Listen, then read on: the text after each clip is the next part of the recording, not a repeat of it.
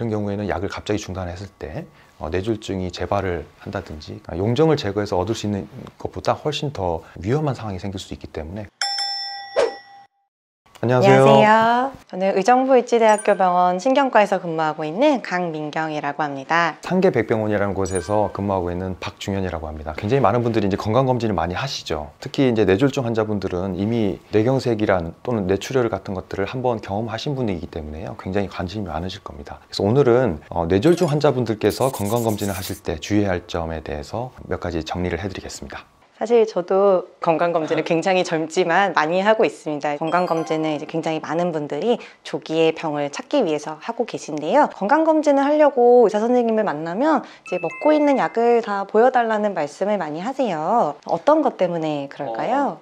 대장 내시경을 한다든지 조영제를 할 때 조심해야 될 약물이 있습니다. 첫 번째로는 항혈전제라는 약물이 있는데요. 이 약물들은 쉽게 생각하면 피를 묽게 해주는 약물이기 때문에 대장 내시경을 할 때 용종 제거술을 하게 되면 굉장히 많은 출혈이 생길 수가 있습니다. 그런 경우에는 검사를 하러 들어갔는데 오히려 출혈이 생겨가지고 더 큰 부작용을 맞게 되는 경우가 있기 때문에 이런 경우에는 항효소판제를 포함해서 항혈전제를 중단해야 되는 경우가 많이 있습니다. 그런데 그렇게 중단하면 우리 뇌졸중 환자분들은 재발을 하면 어떡하죠? 걱정을 많이 하실 것 같은데요. 그게 이제 저희 신경과 의사뿐만 아니고 항혈소판제, 항혈전제를 처방하는 의사들의 굉장히 큰 고민일 겁니다. 그래서 항혈전제를 끊어서 뇌졸중이 재발하는 그런 위험하고 항효소판제를 끊지 않고 그대로 사용했을 때 출혈이 생기는 그런 위험하고 저울질을 해가지고요. 어떤 것들이 더 도움이 될지 결정을 해서 약을 끊어야 될지 또는 약을 유지를 해서 대장 내시경이라든지 건강검진을 진행해야 될지 고민을 하는 경우가 있습니다.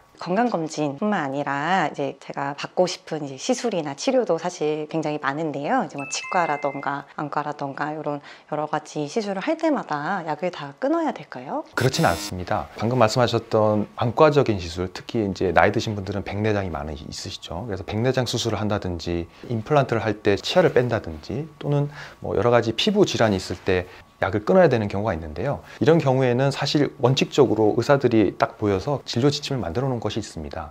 쉽게 말하면 이제 약을 쓰더라도 출혈이 생기더라도 눌러서 지혈이 잘 되는 경우에는 아스피린을 포함한 여러 가지 항혈전제를 그대로 사용을 해라 이렇게 권고를 하고 있습니다. 대장 내시경에 대해서 많이 궁금해 하시는 게 있어서 거기에 포커스를 맞추면은 대부분 이제 출혈이 많이 생기기 때문에 항효소판제나 항응고제 이런 것들을 중단을 해야 되는 경우가 있습니다. 근데 중요한 것은 약을 함부로 끊으면 안 됩니다. 예를 들어서 뇌경색이라든지 뇌졸중이 얼마 전에 생겼던 분들이 용종 제거술을 한다. 그렇게 되면은 약을 중단했을 때 재발할 가능성이 굉장히 많고 또는 뇌졸중이 왔을 때 혈관 상태가 굉장히 안 좋은 상황도 있을 거거든요. 그런 경우에는 항효소판제라는 것을 2개 이상씩 쓰는 경우도 있기 때문에 이런 경우에는 약을 갑자기 중단했을 때 뇌졸중이 재발을 한다든지 용종을 제거해서 얻을 수 있는 것보다 훨씬 더 위험한 상황이 생길 수 있기 때문에 그런 경우에는 주치 선생님하고 잘 상의를 해서 결정을 해야 되겠습니다. 대장 내시경에서 사실 되게 힘든 게 이제 장 정결제를 미리 복용하는 부분이 저는 되게 힘들었는데 뇌졸중 환자분들도 그냥 보통 환자분과 같이 장 정결제 복용하시는데 문제가 없을까요? 그걸 먹고 해도 큰 문제는 없습니다. 근데 이제 주의를 해야 될 경우가 있겠는데요. 혈관 상태가 굉장히 나빠서 상황이 된 경우에는 탈수가 되면은 굉장히 뇌졸중이 발생할 위험이 올라갑니다. 그래서 장 청결제를 이용해서 청소를 하시는 경우에는 탈수가 되지 않게 물을 많이 드시고 그 상황을 항상 주치 선생님께 알려주셔서 장 청결제를 먹어도 되는지 확인하시는 것이 중요하겠습니다. 그리고 제가 또 건강검진을 하면서 이제 많이 궁금했던 게 그냥 CT도 있고 조영제를 쓰는 종류의 이제 검사들도 권유를 해주실 때가 있어요.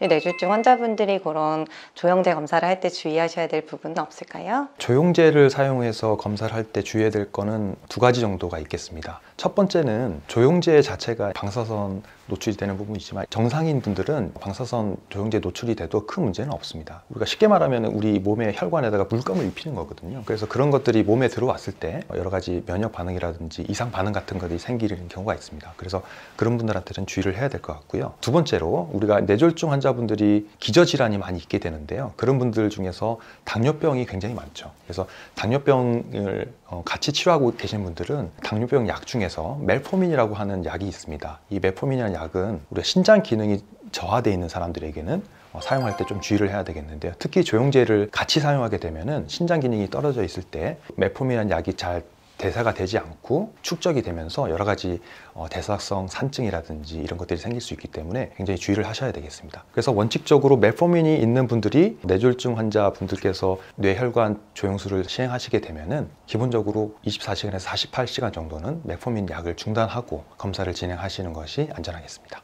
본인이 들고 계시는 그 약물을 본인이 잘 알고 계셔야 되고요. 이런 검사를 할 때 의사 선생님들도 체크를 하시겠지만은 미리 밝혀서 서로 크로스 체크를 하는 것이 굉장히 중요하겠습니다.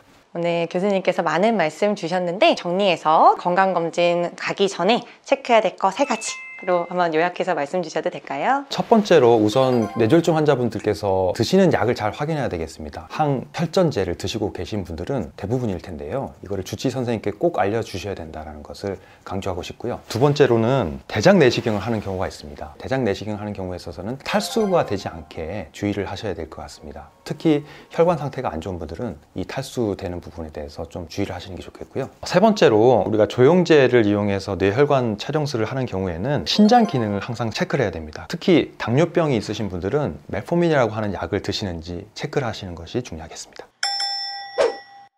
지금 영상을 보시는 분들은 아마도 이제 건강에 대해서 굉장히 관심이 많이 있으실 거고요. 걱정도 많으실 겁니다. 그렇기 때문에 건강검진도 이제 매년 하실 텐데요. 뇌졸중 환자분들께서 이런 내장 내시경이라든지 조영제를 이용한 CT를 찍으실 때는 방금 말씀드렸던 그런 내용들을 잘 체크하시는 게 중요하겠습니다. 오늘 내용이 도움이 되셨다면 대한뇌졸중학회 채널 구독, 좋아요, 알림 설정 부탁드립니다.